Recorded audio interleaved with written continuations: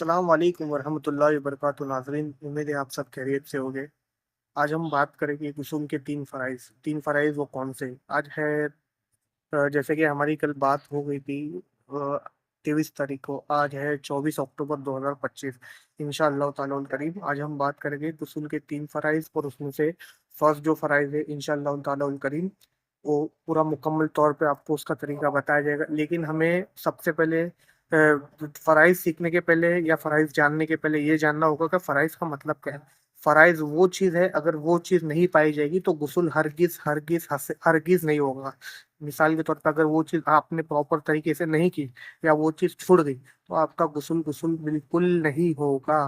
तो फिर इंशाअल्लाह ताला करीम वीडियो को गौर से देखिए। आज हम एक फ़राइज़ के बारे में बात करेंगे, फिर कल दूसरा, परसों तीसरा, इंशाअल्लाह ताला करीम।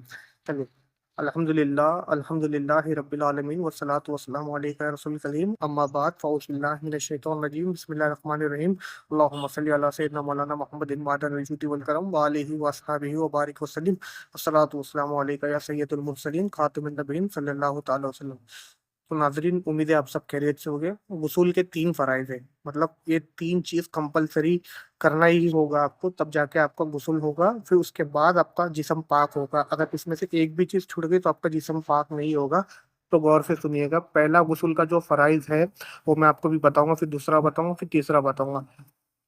पहला जो गुस्ल का फ़राइज़ है वो है कुल्ली करना। दूसरा जो गुस्ल का फ़राइज़ है वो है नाक में पानी चढ़ाना या नाक में पानी डालना। तीसरा जो गुस्ल का फ़राइज़ है वो ज़ाहिर पूरे बदन पे पानी बहाना। तो स्टेप बाय स्टेप हम लोग इंशाअल्लाह ताला करीम सीखने की कोशिश करेंगे। पहला जो फ़राइज़ है वो कुल्ली करना, दूसरा जो है नाक में पानी डालना, तीसरा जो है ज़ाहिरी बदन पे पानी बहाना। तो मैं आपको पूरा एग्जैक्ट बताऊंगा कुल्ली कैसे करना है। सिर्फ मुंह में पानी लेके थूकना है, नाक में पानी कैसा डालना है, सिर्फ ऐसा एक्टिंग के लिए डालना है कि अंदर पूरा डालना है, दिमाग में चढ़िए, या उतना नहीं डालना है तो कहाँ तलक डालना है। एग्जैक्ट मैं आपको पूरा बताऊंगा, मतलब इंशाअल्लाह ताला करीम अल्लाह ने तौफीक दिया तो आपको समझाने की कोशिश करूंगा। और मेरी आपसे यही इल्तिजा है कि आप ये वीडियो ज़्यादा से ज़्यादा शेयर कीजिए और चैनल को सब्सक्राइब कीजिए। इंशाअल्लाह ताला करीम हमारी मदद भी होगी, और आप ये किसी और को शेयर करोगे तो इंशाअल्लाह ताला करीम बहुत सारी बातें सीखने को मिलेगी। चलिए, आज हम बात करते हैं गुस्ल के फ़राइज़। पहला जो फ़राइज़ है वो मैं भी आपको बता डालूंगा। पहला जो फ़राइज़ है वो कुल्ली करना। मुंह में पानी डाल के पच करके बहाने का नाम, मतलब पच करके थूकने का नाम ये कुल्ली नहीं है।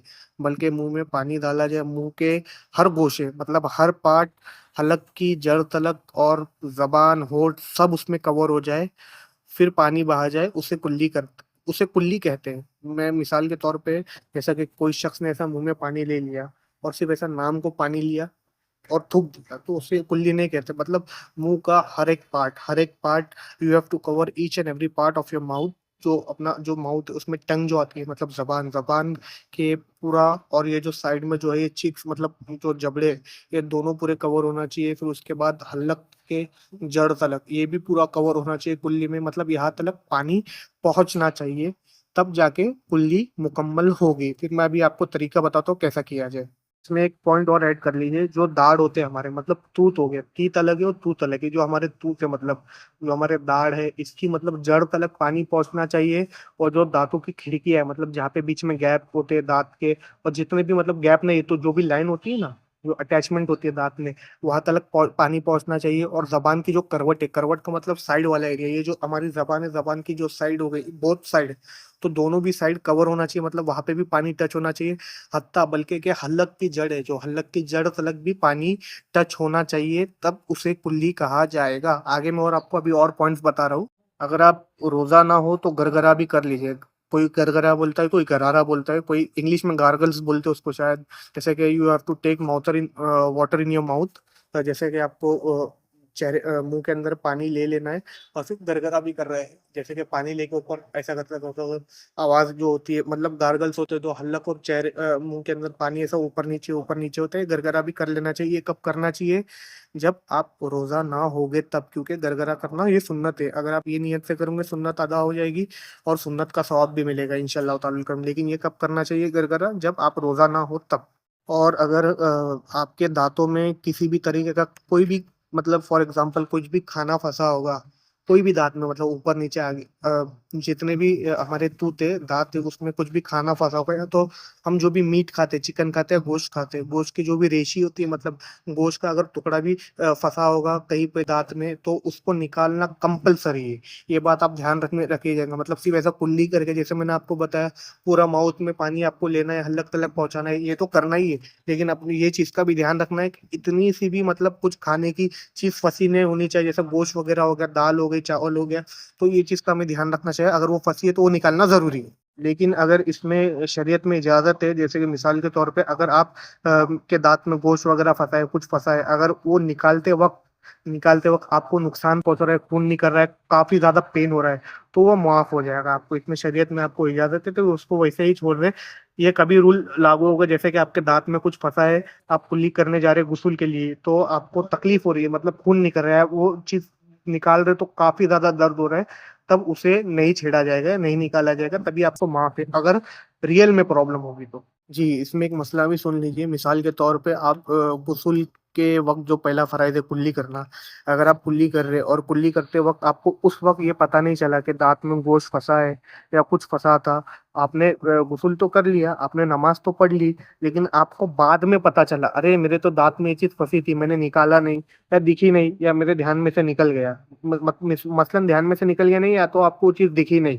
तो अब इसका मसला ऐसा है कि आपने जो नमाज पढ़ी वो नमाज तो हो जाएगी लेकिन बाद में आपका पानी बहाना फर्ज है मतलब कंपलसरी कंपलसरी कंपलसरी। ये चीज आप ध्यान में रखिएगा मैं वापिस से आपको समझा देता हूँ।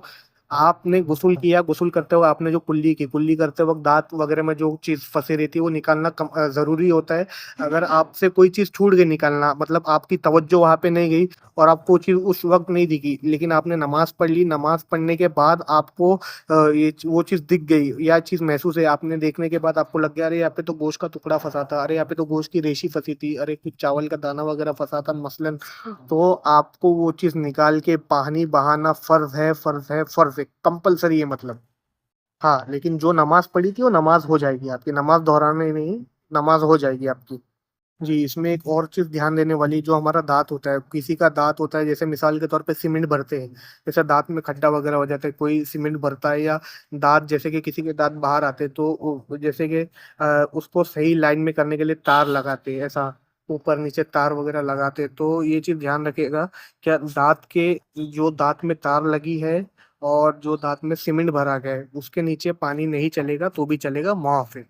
इसका जो रेफरेंस है ये बहार शरीयत जिल्द एक सफ़ा नंबर 316 पे आपको मिल जाएगा। और जो इसका दूसरा रेफरेंस है आपको वो फतावा रज़िया मफरूजा जिल्द एक सफ़ा नंबर 439 और 440 पे मिल जाएगा इंशाल्लाह। जिस तरह एक कुल्ली गुस्ल के लिए फ़र्ज है उसी तरह 3 कुल्ली वज़ू के लिए सुन्नत है। तो अभी मसले मसाइल समझिए हम लोग इंशाल्लाह। अभी मैं आपको थोड़ा सी बताता हूँ जैसे हमें मुंह में पानी लेना है फिर क्या करना है उसको अच्छे से फिराना है एकदम पूरे मुंह में रोल करना है फिर उसको थूक देना है फिर वापस पानी लेना है फिर या तो थूक देना है या तो पहले जो पानी लिए उसको मुंह में लेके घुमा के गरगरा भी कर लीजिएगा। ये कब करेंगे गरगरा आप जब रोजे की हालत में ना हो आप लेकिन अच्छे से पानी फिरा लीजिए अच्छे से पूरे मुंह में गर्दिश कीजिए उसको ऐसा आपको महसूस होना चाहिए। हाँ जबान के नीचे भी चले गया जबान के किनारे में भी चले गया हलक के जड़ तलक भी चले गया पूरा माउथ उसके अंदर कवर हो गया आपका अच्छे से तो बेहतर रहेगा आपके लिए इंशाल्लाह ताला करूँ। मैं उम्मीद है आपको बात समझा पाया तो आप चैनल को सब्सक्राइब कीजिए चैनल को लाइक कीजिए और शेयर भी कीजिए। उम्मीद है आपको बहुत सारी चीज़ें सीखने मिलेगी और आप ये कैसा शेयर करेंगे इंशाल्लाह आपको सदक़े का सवाब मिलेगा और आप हमें हमें सपोर्ट कीजिए हमारे चैनल को ग्रो करने के लिए। चलिए अस्सलाम वालेकुम रहमतुल्लाहि व बरकातहू।